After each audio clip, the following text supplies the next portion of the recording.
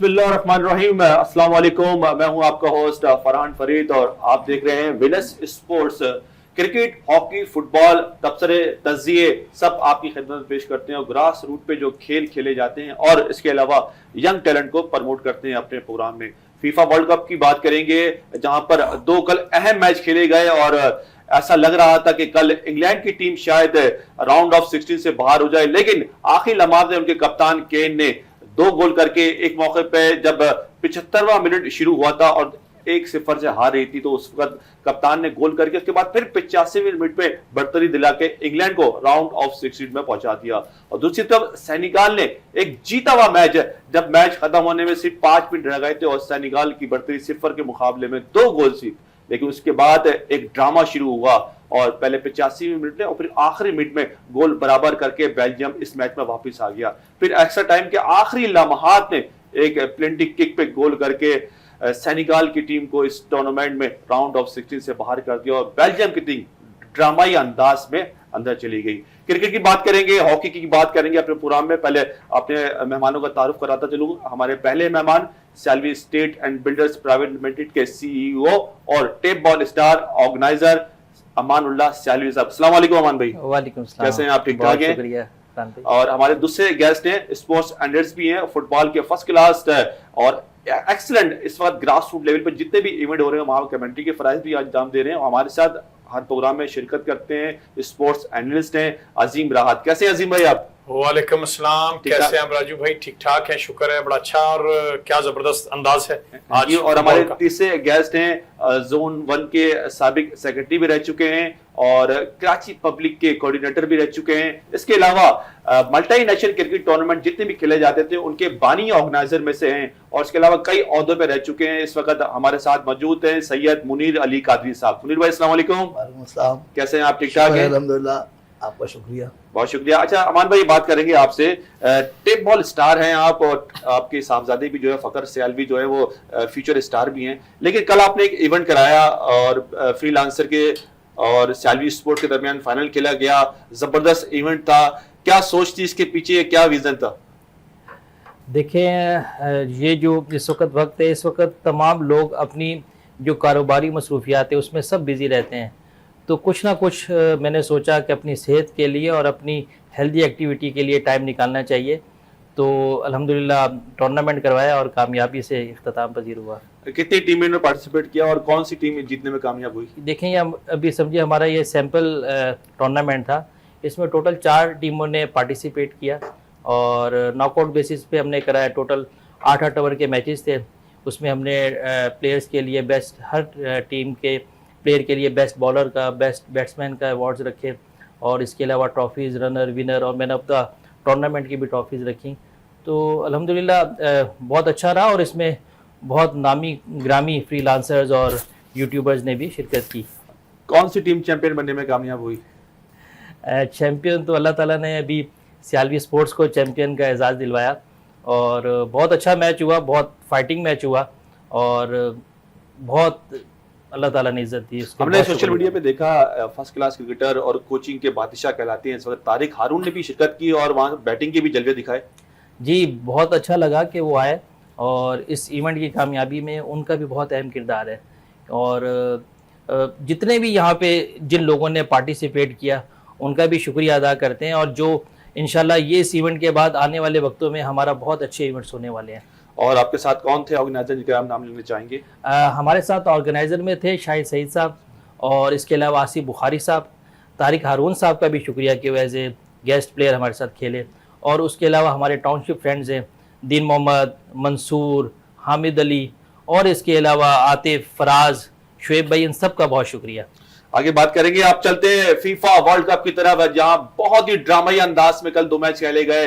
पहले मैच में DR Congo जिनका मुकाबला हुआ इंग्लैंड की टीम से और इंग्लैंड की टीम ऐसा लग रहा था 75 मिनट तक बिल्कुल बुझी बुझी नजर आ रही है। क्या हुआ? फिर कप्तान, जिस तरह हमने देखा कि मेसी कप्तान बन के सामने आए, पापा ने 2 गोल किए और आज इंग्लैंड के कप्तान ने भी कमाल कर दिया। अजीम राहत। फरहान फरीद भाई, एक तो फुटबॉल शायकीन को मैं बड़ी मुबारकबाद पेश करूंगा कि फुटबॉल वर्ल्ड कप की जो जबरदस्त मैच हैं और यहाँ इसी स्टूडियो में बैठ के मैंने डीआर कांगो के लिए बड़ी अच्छे रिमार्क्स दिए थे कि डीआर कांगो बड़ा बेहतरीन खेल पेश करेगा, और मेरी पेशन गोई बहुत टाइम तक पूरी होती गई। जैसे ही मैच शुरू हुआ, मैच के चंद ही लम्हात में जो है डीआर कांगो के खिलाड़ी ने गोल करके बड़े जबरदस्त अंदाज के साथ बढ़तरी हासिल की, और क्या उसका अंदाज था जब उसने छठे मिनट में गोल कर दिया। बिल्कुल।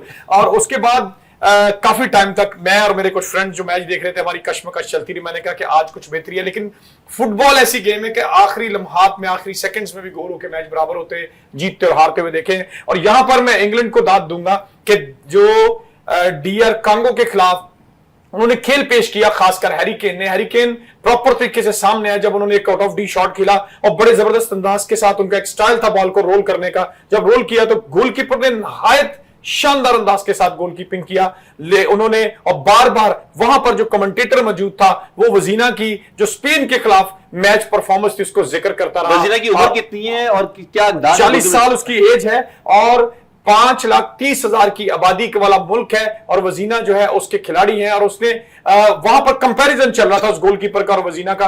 और आने वाले दिनों में अर्जेंटीना जो है, मैं थोड़ा सा स्टेप करूंगा कि अर्जेंटीना जरूर खतरे में है कि कहीं ना कहीं ऐसा अपसेट हो सकता है, और इंग्लैंड को दाद देंगे कि इंग्लैंड ने अपसेट होते होते अपने आप को बचाया और राउंड 16 में जगह बनाने में। दूसरे गोल के बारे में क्या कहेंगे जो किंग ने गोल किया है? बहुत ही शानदार अंदाज है, 3 डिफेंडर उनके साथ जुड़े हुए थे, उसके बावजूद भी उन्होंने क्या क्लासिकल गोल किया और बढ़तरी दिलवाई है। अच्छा, खास बात मैं आपको बताऊंगा, फुटबॉल की जो कश्मकश है वो जारी रहती। जैसे ही हैरी केन जो थे वो अपने अंदाज के साथ बॉल को लेके आए, जब उनको पास दिया गया उन्होंने बॉल को रोका है, उन्होंने उस बॉल को रोक के हल्का सा जगल किया, जगल करने के बाद जब उन्होंने उसको थोड़ा सा मूव किया, मूव करने के बाद उन्होंने बिल्कुल जो उनके 3 डिफेंडर थे, डिफेंडर के दरमियान में से जब उन्होंने गोल किया तो उस गोल को बरसों याद रखा जाएगा, और वही जीत का कारण बना। बिल्कुल, अभी दूसरे मैच पे आएंगे, लेकिन हम सैयद मुनीर अली कादिर साहब के पास आते हैं। मुनीर भाई, कराची में दंगल लगा हुआ है और जोनल इलेक्शन जो है वो इत्मीनान पसीर हुए। कल 7 जोन के इलेक्शन हो गए, 4 जोन 2 अनअपोज हो चुके थे पहले, जिसमें जोन 1, जोन 3, जोन 5 और जोन 6 शामिल था। जोन 4 में शिकस्त हुई, नदीम उमर पैनल कामयाब हुआ। जोन 2 में फारूकी साहब के पैनल कामयाब हुआ, और जोन 7 में भी फारूकी साहब का पैनल तकरीबन कामयाब हो गया। इस सारे सिनारियों पे क्या नजर रखी हुई है? इस इलेक्शन को किस नजर से देखते हैं आप? आपको 40 साल वसी तजुर्बा है, केसीसी के काउंसिल मेंबर भी रह चुके हैं और कई ओहदों पे केसीसी के साथ जुड़े रहे, और बुखारी साहब के साथ एक गहरा ताल्लुक रहा आपका। देखिए जी, सबसे पहले तो इस इलेक्शन को मैं इलेक्शन समझता नहीं। सही वजह? इलेक्शन हमेशा होते हैं साबका दौर में रहने वाले ओहदेदारों और ज़िम्मेदारों के बारे में इज़हार ख्याल करना, और उसके तौर पर फिर इज़हार राय के साथ राय कायम करना। तो ये जो इलेक्शन हुए, इसमें कहीं भी आपको दूर दूर तक साबका 3 साल दौर की कोई कारफरमाई नज़र नहीं आई। सही। नंबर 1, ओहदेदारों को जो चुनाव है जिसमें मुख्तलिफ साथियों ने हिस्सा लिया मुख्तलिफ ग्रुप्स की शक्ल में, उसमें भी इक्का दुक्का के अलावा कोई ऐसी शख्सियत या कोई ऐसा कोई बुलंद बांग दावे के तौर पे ऐसा कोई उदाहरण जिसमें हम ये कहें कि इसने एक्स्ट्रा ऑर्डिनरी कोई कारनामा अंजाम दिया हो जो आज जोन का कोई इलेक्शन जीत के आया है। तीसरे नंबर पे यहाँ ग्रुप भी बन गए, लेकिन कोई ग्रुप नहीं है। अगर आप ईमानदारी से मुझसे पूछे तो 90% ग्रुप जो है वो नदीम उमर साहब का ही कामयाब हुआ है। उसकी वजह यह है कि इलेक्शन से चंद दिन पहले नदीम उमर के साथियों के साथ रहने वाले उन साथियों ने कुछ थोड़े से इख्तलाफ की बिना पर दूसरी जानिब रुख किया, और उस जगह पर जाकर अपने कीमती 3 वोट जो है उनको दिलवाकर, ये 4 वोट दिलवाकर जो है उसको कामयाब कर दिया। इसी तरह चाहे वो जोन 2 हो या जोन 7 हो, दोनों की कारकर्दगी तो सामने नज़र आ रही है। मैं इसलिए कह रहा हूँ कि 3 साल की कारकर्दगी पे इसलिए मैं चाहता हूँ बताना कि कोई ख़ास नज़र नहीं थी। कि अगर 3 साल में कोई ख़ास कारकर्दगी होती तो ये 3 दिन, 4 दिन, 1 हफ्ते, 10 दिन में राय तब्दील नहीं की जाती। अच्छा, आप ही की बात को मैं अगर थोड़ा पीछे लेके जाऊं, आपने कहा था वही नदीम उमर का पैनल कामयाब हुआ, कुछ लोगों के इख्तलाफात हुए, वो चले गए। तो यही सिलसिला जो पिछले इलेक्शन में था कि जो फारूकी साहब के ग्रुप में थे वही कामयाब हुए, वो चले गए नदीम उमर के ग्रुप में, वहां कामयाबी दिला दी। ये तो वही सिलसिला है। देखिए, बहुत फर्क है। उस वक्त जिस वक्त की आप बात कर रहे हैं, वहाँ एक पूरा टाइम मौजूद था जिसमें लोगों का इख्तलाफ हुआ, जिसमें किसी की नाराज़गी हुई, किसी का शिकवा हुआ, लेकिन एक टाइम तक उन्होंने उस जोन्स के अंदर जो है फारूकी साहब का मुकम्मल साथ दिया, नदीम उमर साहब के दोस्तों ने नदीम उमर साहब का साथ दिया। इस दफ़ा समझ लीजिए कि 15 दिन पहले तक कहीं भी कोई मुकाबला ख़ास नज़र नहीं आ रहा था एक जोन के अलावा, लेकिन जब इख्तलाफात बढ़े, किसी किस्म की कोई बात हुई, तो उस सूरत में फिर 3 से 4 दोस्तों ने जो है दूसरी तरफ रुख कर लिया, और वो क्योंकि देखें 20 वोट, 18 वोट, 21 वोट, इन वोटों पे तो हमारे इलेक्शन हो रहे हैं, ठीक है। और 2-2, 3-3 दोस्तों का अगर एक ग्रुप है तो समझिए 4 ग्रुप बन गए एक जोन में या एक इलाके में। तो मैं समझता हूँ कि क्रिकेट को बहुत नए अंदाज में ऑर्गेनाइज करना होगा। क्रिकेट में तरीक़ेकार के तहत जो अब हमारे इलेक्शन का या हमारी वोटिंग पावर का और जो हमारा स्क्रूटनी का मरहला है, इसको मैं ध्यानदारी के तौर पे नहीं देखता। स्क्रूटनी के अमल को शफाफ तरीके से नहीं किया गया, आप ये कहना चाह रहे हैं? नहीं, मैं ये नहीं कह रहा, मैं कह रहा हूँ कि तरीक़ेकार जो है तब्दील अच्छा। करना पड़ेगा। शफाफ एक चीज जो आपके पास है उसमें तो आपने कहीं गैर शफायत नहीं दिखाई। जो वोट थे जिनको आपने एक्टिव किया उनको आपने वोटिंग राइट दे दिया, तो करना नहीं है। बात यह है कि हम किस बुनियाद पर 3 साल कारकर्दगी जिन लोगों ने दिखाई उनका एहतसाब किसने किया, उनके हवाले से किसने बात की, उनको मजीद 3 साल के लिए अपने अपने दोस्तों ने अपने ग्रुपों से इलेक्शन में दोबारा नॉमिनेट क्यों नहीं किया। अगर मैंने अच्छा काम किया है तो अगली दफ़ा जो मरतबा इलेक्शन होंगे तो मैंने किस बुनियाद पर मुझे जो है विड्रॉ कराया गया या मैं शामिल हूँ। अच्छा, ये नजरियाती इख्तिलाफ भी हो सकता है या कोई और? देखिए, नजरियाती इख्तिलाफ जो है वो बुरा नहीं मानिएगा, एक दिन में नहीं होता। नजरियाती इख्तिलाफ का मतलब यह है कि बहुत ज़्यादा गहरी नज़र है आपकी नज़रियात पर, और आप ये कोई ऐसी जगह पे जाके जो है वो बात जो है नेगेटिव हुई एक दूसरे के साथ कि जब आपने देखा कि हमारे नज़रिए से अब मुताबिकत नहीं रखता। क्या नज़रिया नहीं है, यहाँ ज़िद है या अना है, यहाँ दोस्ती है या ताल्लुकात हैं, लिहाजदारी है, या किसी बात पे बुरा मान के किसी को नीचा दिखाना है। और मैं बिल्कुल फेयर बात इसलिए कर रहा हूँ कि हमको दोस्तों में नहीं बैठे कि हम किसी की वो करें, हम क्योंकि एक चैनल पे बैठे तो मेरा फ़र्ज़ है कि मैं न्यूट्रल होकर बग़ैर किसी की जानिबदारी या किसी के ख़िलाफ़ नाजायज़ बात करके इस फोरम को जो इस्तेमाल नहीं करूँ। अच्छा, आप क्या समझते हैं कि अब जोन के इलेक्शन तो हो गए, अब मरकजी तौर पर आप किसको देख रहे हैं या किसको आपकी ख्वाहिश है कि क्रिकेट के लिए ये बेहतर है या इस तरह होना चाहिए तरीक़ेकार? देखिए, बात यह है कि इस वक्त तो क्रिकेट के लिए कोई ऐसी बात कहने कबल वक्त है। सिर्फ मैं ये ज़रूर कहूँगा कि अगर आपको कुछ याद हो तो कुछ अरसे पहले एक जिक्र आया था बाज़मीर पैनल। जी, जोन 2 के अंदर की बात। अब वो वक्त आ गया है कि अब पैनल कोई नहीं है। देखिए, अब 21 अफराद हैं, 21 अफराद का ज़मीर है, 21 अफराद का ज़मीर, सामने जो कैंडिडेट है उनमें से एक बेहतर चुनाव करना है। और आपने ये भी देखा होगा, हमने तो खैर देखा है, सिर्फ क्रिकेट ही नहीं दीगर शोबों में भी और फिर कौमी और सूबाई सतह पर भी, और यानी समझ लीजिए कि बल्दियाती तौर पर भी, कि 3 कैंडिडेट हैं। मिसाल है कि मैं तीनों कैंडिडेट को इस काबिल समझता ही नहीं हूँ, मिसाल है, तो मैं उस वक्त में क्या करूँगा, तीनों को क्रॉस मतलब उसको जो है वो अपना वोट जो है वो ज़ाया कर दूंगा।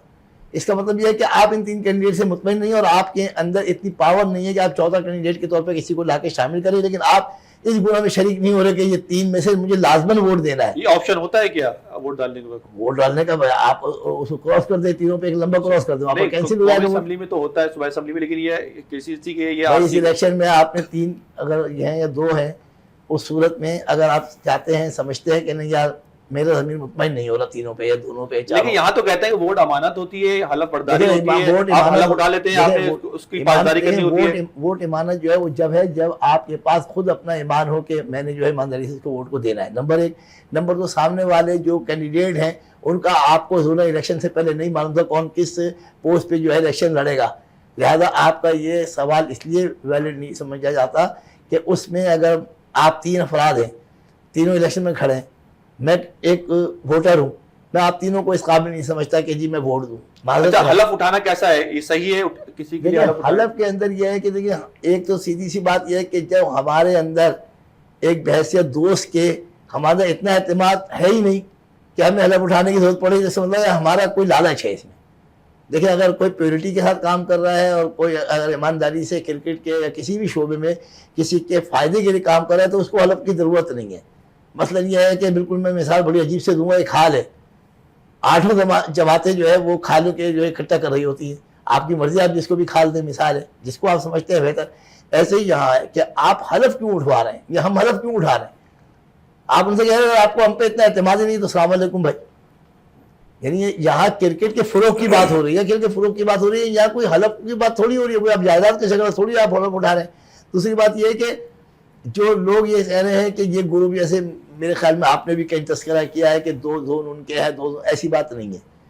अब ये किसी का भी ठीक है, ये किसी का भी ग्रुप नहीं है। आखिरी पॉइंट है कि ये 21 अफराद के ज़मीर पे मुहित है कि वो आने वाले जो वक्त में जो कैंडिडेट उनके सामने है उनको ईमानदारी से क्रिकेट की बेहतरी के लिए और ईमानदारी से उनको ये समझकर जिसको बेहतर समझते हैं उनमें उनको वोट दें। चलें ठीक है, ये 21 वोटरों का जमीर है कि वो किसको बेहतर समझते हैं कि आने वाले वक्तों में कौन बेहतर हो सकता है। यहां लेते हैं एक ब्रेक, ब्रेक के बाद फिर हासिल होते हैं। देखते रहें विनस स्पोर्ट्स।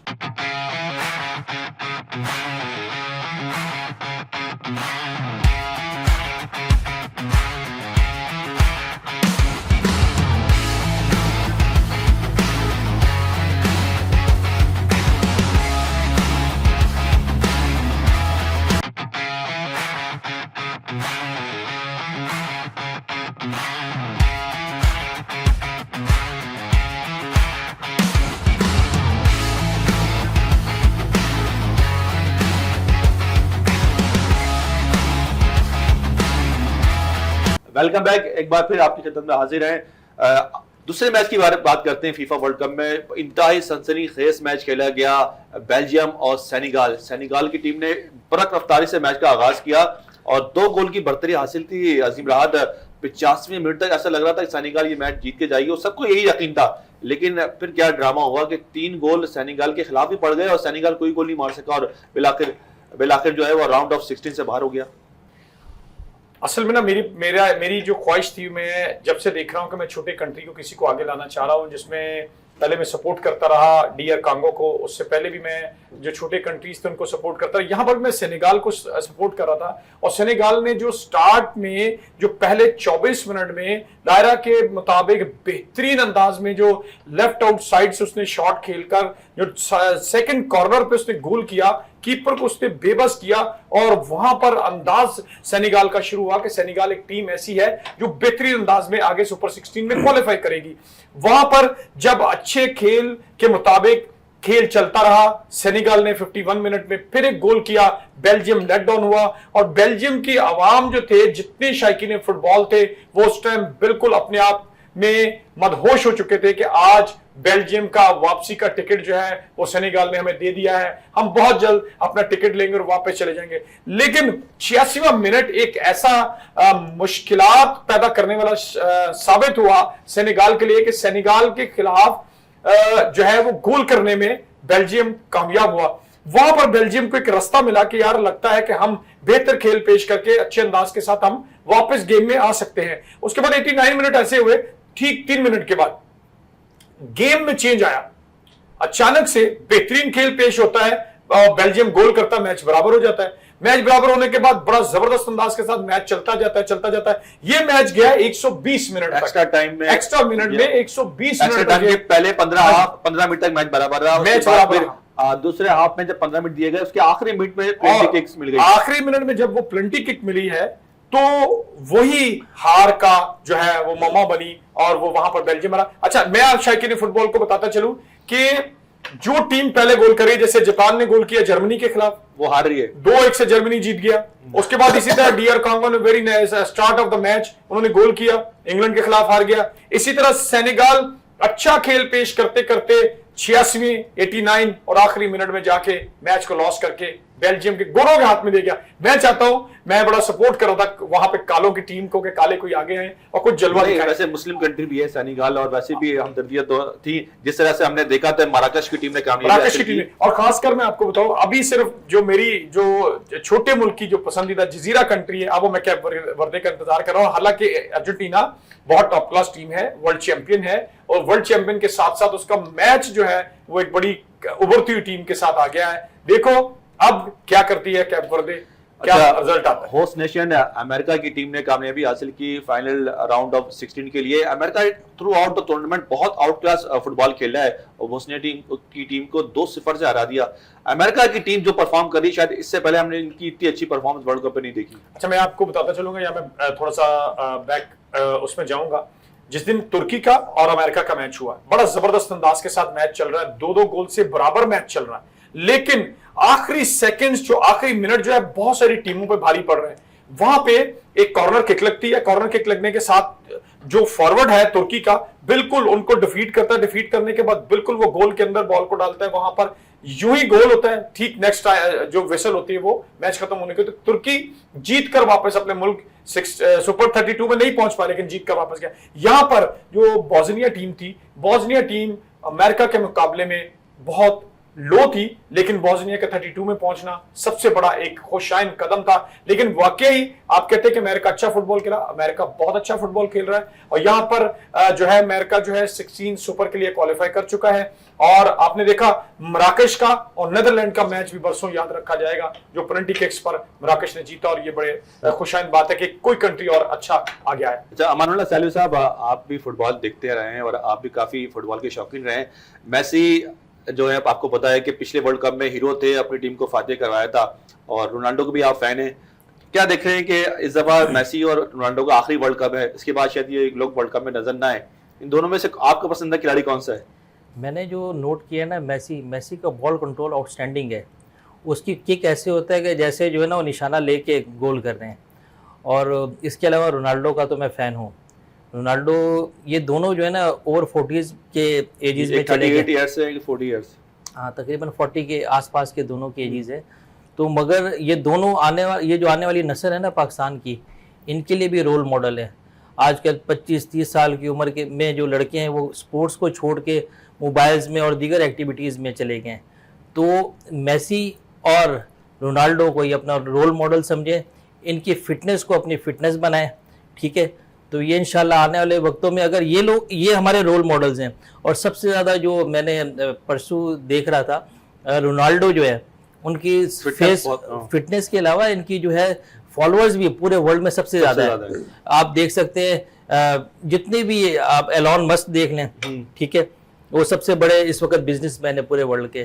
डोनाल्ड ट्रंप हो गया और जितने भी लोग हैं उनमें सबसे ज़्यादा अगर फॉलोअर है तो वो किसका है? जिसकी सेहत अच्छी है, ठीक है। रोनाल्डो रोल मॉडल है आने वाली नस्ल के लिए, आने वाले बच्चों के लिए, कि उनको रोल मॉडल बनाए। अपनी क्रिकेट, फुटबॉल, हॉकी जो उनको एक्टिविटी मिले, ग्राउंड्स में निकलें, खेलें, और आने वाले अपने बच्चों को भी इसकी तालीम दें। क्योंकि आप देखते हैं ऑस्ट्रेलिया कितना छोटा सा मुल्क है, ठीक है। इसके अलावा आप न्यूजीलैंड की मिसाल ले लें, ये जाते हैं जब ओलंपिक्स में जाते हैं तो इनके बच्चों ने शुरू से ही स्पोर्ट्स में मैदानों में अपने आप को किया होता है, तो वो कितने मेडल्स लेके आते हैं। अल्लाह करे वही वक्त पाकिस्तान का है, पाकिस्तान की नौजवान नस्ल खेलों की तरफ आए, और अल्लाह करे हमारी जो हुकूमती और जो हमारे इदारे हैं इन क्रिकेट, फुटबॉल, हॉकी और दीगर स्पोर्ट्स को जो है सपोर्ट करें और बच्चों को सपोर्ट करें, ताकि ये आने वाले वक्तों में हमारे मुल्क का नाम रोशन करें। मुनीर कादरी साहब, जोन 1 से आपका ताल्लुक रहा है, अभी भी ताल्लुक है, और आप सेक्रेटरी भी रहे। जो पिछली काबिनेट थी इसमें आरिफ वही साहब थे सेक्रेटरी, अजमल नसीर साहब थे प्रेसिडेंट, अब वो तो नहीं है। अच्छा, खुर्रम अशरफ साहब आपके अच्छे दोस्त भी हैं, इस दफा वो प्रेसिडेंट बने, तो उनका सदर बनना क्या जोन के लिए सूदमंद साबित होगा? उनकी शख्सियत कैसी है? अच्छा, एक तो यह है कि उस शख्स के लिए हम राय देने में एहतियात करते हैं जिसको आपने देखा ना हो, जिसका हमने अमल ना देखा हो। सही। जब 2013 में हमने कामयाबी हासिल की अल्हम्दुलिल्लाह, तो खुर्रम अशरफ साहब भी हमारे प्रेसिडेंट थे, सही, मैं सेक्रेटरी था और आरिफ वही साहब ट्रेजरर थे। तो दोस्तों का ग्रुप था, उन सब ने मिलके हमारे पैनल बनाया था।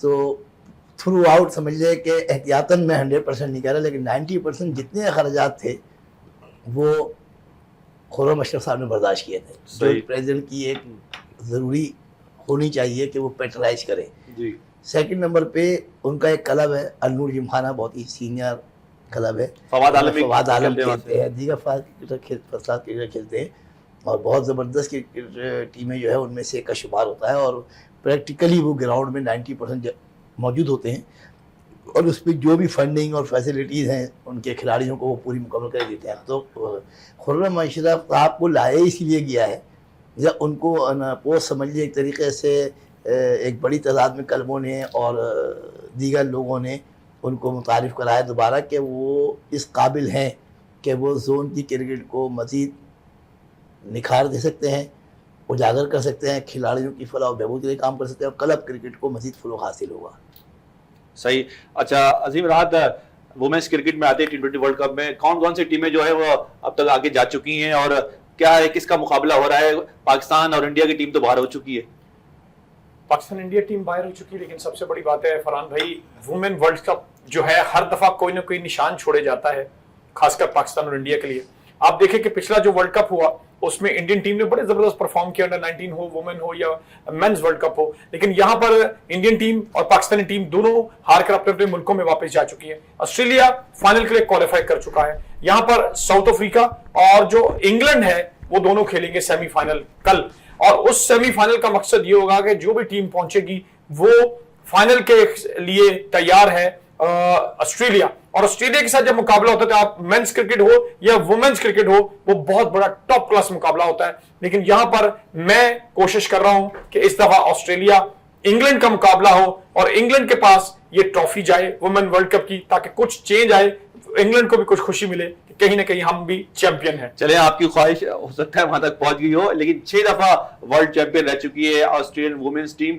इंग्लैंड एक दफा ये कारनामा सर अंजाम दे चुकी है और वेस्ट इंडीज की टीम एक दफा वर्ल्ड कप जीतने का कारनामा अंजाम दे चुकी है और डिफेंडिंग चैंपियन न्यूजीलैंड इस वर्ल्ड कप से बाहर हो चुकी है। अमान भाई, आपके साहबजादे हैं फखरुल्लाह सियालवी और फ्यूचर स्टार भी है। एक वक्त में देखा था कि वो शाहिद आफरीदी, शेन वॉर्न के अंदाज से लेग ब्रेक गेंद करते थे, फिर बाबर आजम के अंदाज से बैटिंग भी शुरू कर दी। रीजनल अंडर 17 कराची की टीम में उनका नाम आता है, लेकिन वो इंजर्ड हो जाते हैं। कितना ज्यादा अफसुर्दा अफसोस होता है कि जब इतनी मेहनत की और खिलाड़ी का नाम आए वो इंजर्ड हो जाए। देखें, इंसान को जो क्रिकेट और इज्जत मिलती है और इसमें जो कामयाबी मिलती है, वो बॉलर है या बैट्समैन है? वो फखर सियालवी जो है ना बेसिकली प्रॉपर ऑलराउंडर है। अच्छा, ठीक है।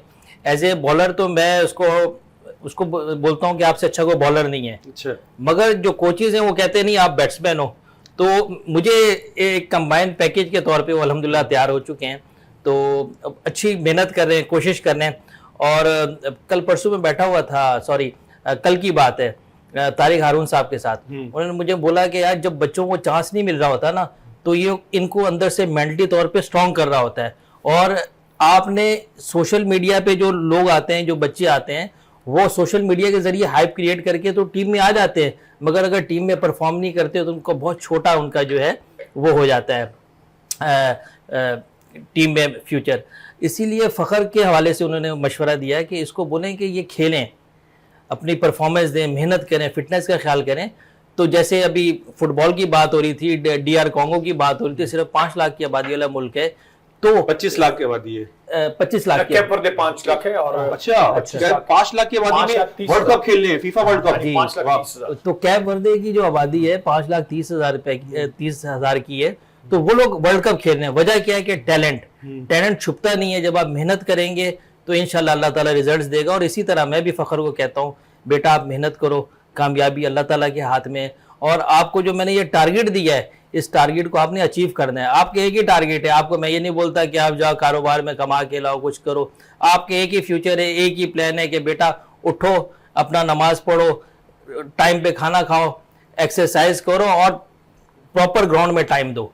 तो अल्हम्दुलिल्लाह इस पे वो कारबंद है और मेहनत कर रहा है। और स्कॉलरशिप भी मिली है कहीं से, इदारे से उसको अल्हम्दुलिल्लाह KN एकेडमी से, Shahid Afridi high performance centre से उसको स्कॉलरशिप मिली हुई है। और वहाँ पे मैनेजमेंट का भी बहुत शुक्रिया है कि उन्होंने बच्चे को स्कॉलरशिप दी और बच्चा भी माशाल्लाह वहाँ पे परफॉर्म कर रहा है। और KN एकेडमी की हिस्ट्री का जो है उसमें ये टॉप स्कोरर है।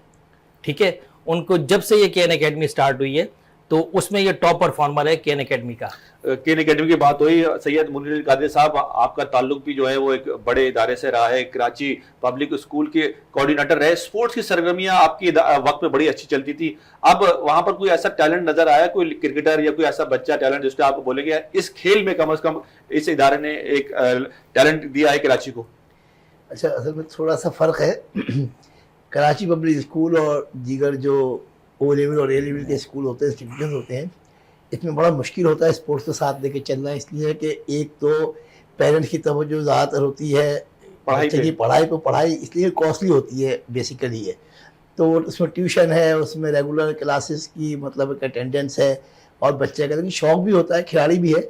हमारे ज़माने में जब मैं एक 12-13 साल रहा तो शुरू के ज़माने में कोविड आ गया बीच में, उससे काफ़ी मुतासिर हुए हमारे स्कूल की स्पोर्ट्स सरगर्मी में। फिर भी अभी काफ़ी कोशिश हो रही है।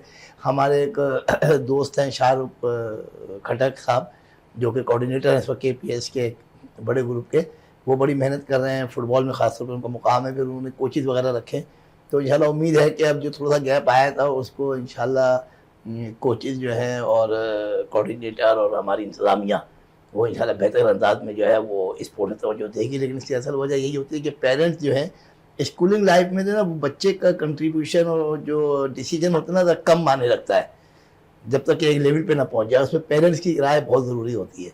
अच्छा, यहाँ पर एक ब्रेक का टाइम हुआ है और ब्रेक के बाद फिर हाजिर होंगे। देखते रहें विनस स्पोर्ट्स।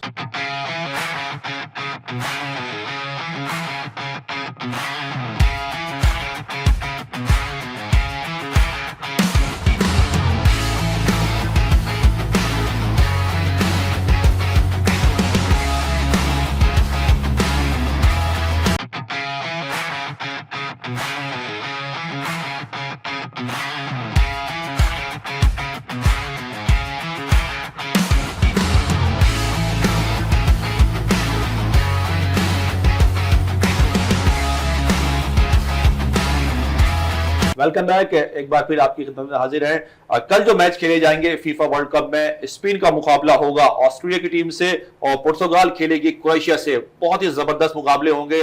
अजीम रात स्पेन का जो मैच होगा ऑस्ट्रेलिया से, दोनों यूरोपियन टीमें हैं, शानदार खेल पेश कर रही हैं। स्पेन की टीम स्पेनिश लीग की वजह से काफी मशहूर है और इनकी पोजीशन भी काफी मजबूत है।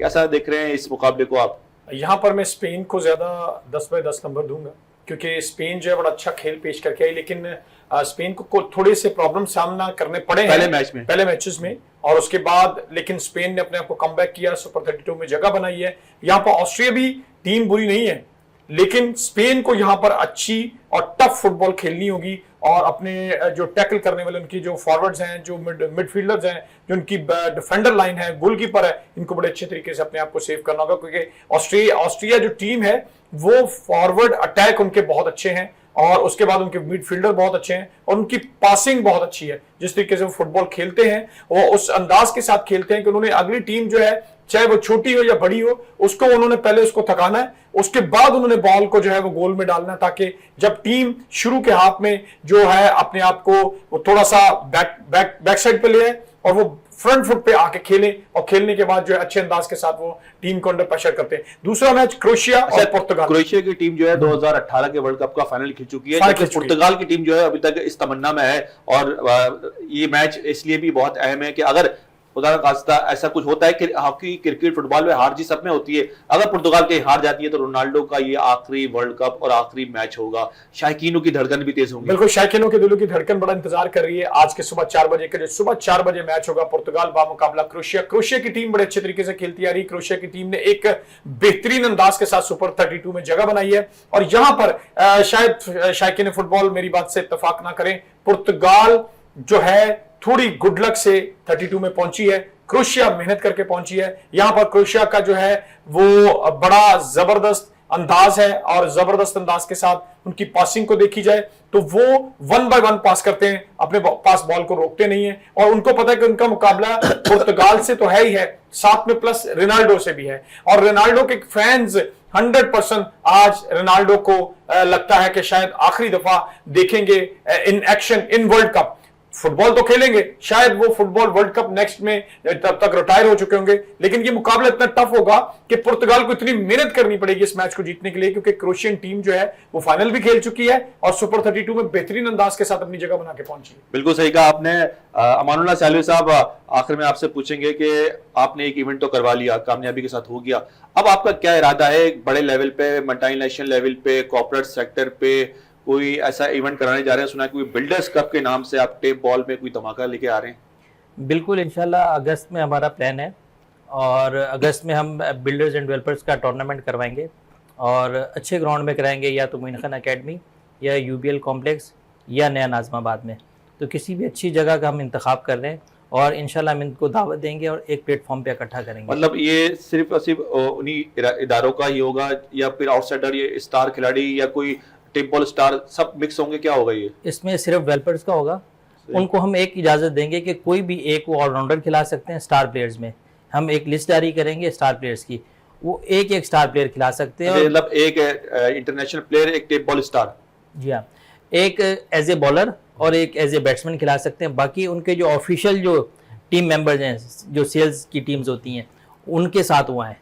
मतलब पूरी एक फैमिली बैकग्राउंड और फैमिली फेस्टिवल होगा पूरा। फैमिली फेस्टिवल होगा और मेरे इंशाल्लाह अल्लाह ताला ने चाहा तो ये कराची की हिस्ट्री का डेवलपर्स का बेस्ट टूर्नामेंट कहलाएगा। सैयद मुनीर अली कादरी साहब, अब आप सारा सिनेरियो आपने देखा, कराची में क्लब क्रिकेट नापायद है। अगर मैं बात करूं कि जो पिछली 3 साल हमने देखे रीजन क्रिकेट का सिलसिला खत्म हुआ, पीसीबी ने जितने भी टूर्नामेंट कराए, अंडर 19, अंडर 13, अंडर 15, सब पाकिस्तान क्रिकेट बोर्ड ही करा रहा था, खपा रहा था, जो भी करा रहा था। लेकिन रीजन ने एक टूर्नामेंट कराया जिसका नाम था मास्टर आइल के नाम से, लेकिन वो भी पूरा नहीं हो सका। वो 3 साल मुद्दत पूरी हो गई, एंट्री भी उसकी सारी आई होगी, सब कुछ हुआ होगा, लेकिन उसका फाइनल नहीं हुआ। और एक इंटर फर्म टूर्नामेंट जो आरसीए ने कराया था उसका भी फाइनल नहीं हुआ। 3 साल तो पूरे हो गए, और फाइनल कौन कराएगा? मतलब दूसरी वो आके कराएंगे या वो खत्म अपनी होगा कुछ? देखिए, एक तो ये कि ये इदारा है, रीजनल क्रिकेट एसोसिएशन जो है वो सही। एक इदारे की सूरत में इख्तियार करता है। इसमें किसी के जाने से, आने से, टेन्योर खत्म होने से अच्छा। ताल्लुक नहीं होता। सही। एक तो यह कि जो चीज़ भी आपकी बैलेंस में है, वो नई जो हुकूमत आएगी या जो भी नए लोग आएंगे वो पाबंद है एक तरह से कि वो उसको मुकम्मल करें। सही। इसलिए कि आपने देखा कौमी सतह पर भी, सिपाही सतह पर और दुनियावी यानी इंटरनेशनल सतह पर भी आपकी जो कमिटमेंट्स है वो पूरी होती हैं। इससे कोई ताल्लुक नहीं होता कि कौन क्या कर रहा है। सेकंड नंबर पे बात यह है कि देखें, आपने इस इलेक्शन में अगर आप गौर से मुआयना करें तो इसमें कोई 70% तो मैं कहता हूँ कि इसमें परफॉर्मेंस का कोई दखल नहीं है। अच्छा। कि क्या टूर्नामेंट किसने कराया, किसने खेला, किसने खिलाया। एक बड़ी तादाद जो बिल्कुल नौमौजूद, मतलब ये है कि अहदेदारों की है, और या वो जो बहुत सीनियर अहदेदारों और ऑफिशियल्स से हटके जो है वो अहदेदार बने। उसके अलावा ये है कि देखें, पाकिस्तान क्रिकेट बोर्ड के बाद तो फंड है, उसने रीजन्स को अपने अंदाज में और डिस्ट्रिक्ट को अपने अंदाज में सपोर्ट करने के लिए उसने फंड जारी किया और इन्होंने करा दिया। मसला यह है कि मैं बिल्कुल ईमानदारी से बात करूं तो क्रिकेट जो है, जो जोन के लेवल पे होती थी या जोन के अहदेदार करते थे या क्लब, हमारे क्लब करवाते थे टूर्नामेंट। जोन तो 2 कराता था टूर्नामेंट, सारे क्लब 5, 6, 8 कराते थे। अब मुश्किल यह है कि जोन भी क्रिकेट नहीं कराएगा, ना होने के बराबर कराएगा, वो कराई है, और ना जो है वो क्लब कराएंगे। उसकी वजह यह है कि अब कोई मियार ही नहीं है ना। अब किस मियार पे जोन का अहदेदार बन रहा है, उसकी कितनी कंट्रीब्यूशन, कितने लोग हैं, किस लोगों में जिनका इतना बड़ा कंट्रीब्यूशन, जिसमें हम ये कह सकते हैं कि जी ये अहदेदार की जो है इतनी पाक परफॉर्मेंस है और इतना ज़्यादा कंट्रीब्यूशन है कि जिसकी बुनियाद पर जोन्स के अंदर क्लबों ने इनको मुंतखब किया है। जैसे हम सेंट्रल में देखते हैं ना, चाहे नैनी तालवाला साहब हों, चाहे याद फारूकी साहब हों, चाहे नदीम उमर साहब हों, चाहे वो अली हुसैन हो, मिसाल है। उसके अलावा अगर उस लेवल पे नहीं तो कम आजम खान साहब का नाम आता है, जमील अहमद का नाम आता है, खालिद नफीस भाई का नाम आता है। ये 3-4 अफराद ऑर्गेनाइजेशन के लिहाज से रीजनल लेवल पे हैं, और इसी तरह 3 जो है वो बड़े लेवल पे मतलब मजबूत मतलब लोग हैं जिन्होंने पहले अपने हिसाब से कंट्रीब्यूशन कम या ज़्यादा किया है। लेकिन ये बताइए कि क्लब क्रिकेट के अंदर हमारे किन क्लबों ने कितने टूर्नामेंट करा दिए क्लबों ने? एक वाहिद अतीश सिद्दीकी और जोन 4 के 1-2 क्लब हैं जिन्होंने चाहे जैसे तैसे बस एक टूर्नामेंट कराया। माजरत के साथ उसको उस लेवल पे नहीं रखता। मतलब क्लबों की भी जिम्मेदारी है, वो भी अपना ऑर्गेनाइजर। हम जब क्लब पर टूर्नामेंट कराते थे या हम क्लब में थे, जोन में थे, तो हमें मालूम है कि हम परफॉर्मेंस देंगे तो हम कल को अहदेदार बनेंगे। सही। हमारी रिस्पेक्ट होगी, हमारा जो है हमें माइलेज मिलेगी, हमारे लोग जो है हमारे पे एतमाद करेंगे कि यार कादरी को वोट दो, मिसाल है, या कादरी को आना चाहिए। लेकिन अब जब ये चीज़ें खत्म ही हो गई हैं, इसकी जरूरत ही नहीं है, तो आप बताइए कि अगर मुझे तनख्वाह मिले बगैर काम के तो मैं पागल ही होऊंगा जो मैं धूप में ख्वार हूंगा। आपने बिल्कुल सही कहा कि अब परफॉर्मेंस सिस्टम है, ये परफॉर्मेंस मैटर नहीं रखती कि किसने कितनी क्रिकेट कराई, कितने टूर्नामेंट्स कराए, क्या परफॉर्मेंस रही। अब सिलसिला चेंज हो चुका है और बाज़मीर ये है कि आप किसके साथ खड़े हैं, क्या लॉबी है, किससे हलफ बर्दारी की है, किससे वफादारी की है। अमानुल्लाह सालिह साहब, आखिर में क्या मैसेज देंगे आप यंग खिलाड़ियों को कि किस तरह वो मेहनत करें, किस तरह वो क्रिकेट में आ सकते हैं, दिल बर्दाश्ता ना हो, या वो एक तवज्जो दें और मेहनत जारी रखें? देखिए, क्रिकेट में बच्चों के साथ तो ज़्यादती चलती आ रही है। पहले सोशल मीडिया का ज़माना नहीं था और अब तो खुल के सामने आ रही हैं चीज़ें।